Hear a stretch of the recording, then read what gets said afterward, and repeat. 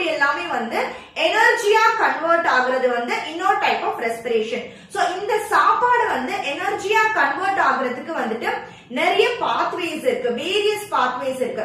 அந்த பாத்வேஸ் தான் நம்ம பார்க்க போறோம். சோ நம்ம சாப்பிடுற எல்லா சாப்பாடுமே பாத்தீங்கன்னா குளுக்கோஸா நம்ம பிளட்டுக்குள்ள இருக்கும்.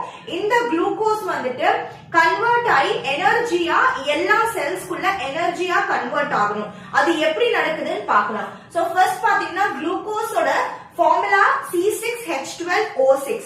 எதுக்காக இத வந்துட்டு 6 கார்பன் சுகர் சொல்றோம் அப்படின்னா இந்த குளுக்கோஸ அதுக்குள்ள 6 கார்பன் இருக்கு, அதனாலதான் அது 6 கார்பன் குளுக்கோஸ். சரியா? இப்போ இந்த குளுக்கோஸ் வந்துட்டு ஃபர்ஸ்ட் ஸ்டெப்ல பிரேக் டவுன் ஆகுது இல்லையா, அந்த ஸ்டெப்ப வந்துட்டு நம்ம என்ன சொல்லுவோம்னா கிளைகாலிசிஸ் சொல்லுவோம். சரியா?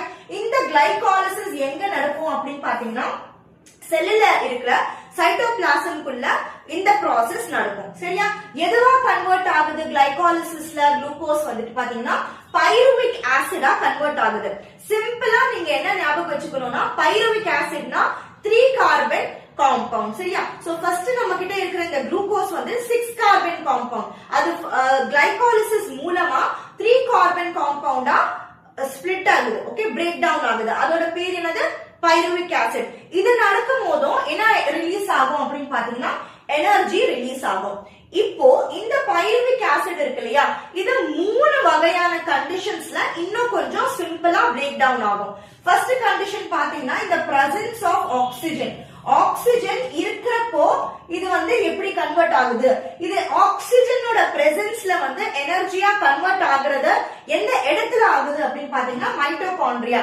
செல்லுக்குள்ள இருக்கிற மைட்டோகாண்ட்ரியால தான் ஆக்சிஜனோட பிரசன்ஸ்ல இந்த பைருவிக் ஆசிட் வந்து பிரேக் டவுன் ஆகுது. எதுவா பிரேக் டவுன் ஆகுது? அது பிரேக் டவுன் ஆகும்போது கார்பன் டை ஆக்சைடு ரிலீஸ் பண்ணுது, வாட்டர் ரிலீஸ் பண்ணுது அண்ட் எனர்ஜி ரிலீஸ் பண்ணுது. செகண்ட் ஸ்டெப் பாத்தீங்கன்னா செகண்ட் பாத்வே பாத்தீங்கன்னா லேக் ஆஃப் ஆக்சிஜன். ஆக்சிஜனே இல்லாத இடத்துல, ஃபார் எக்ஸாம்பிள் பாத்தீங்கன்னா நம்ம மசில்ஸ்க்குள்ள ஆக்சிஜனே இல்லாத இடத்துல இந்த கார்பன் காம்பவுண்ட் 3 கார்பன் காம்பவுண்ட் எப்படி பிரேக் டவுன் ஆகுதுன்னா என்ன ரிலீஸ் பண்ணுது?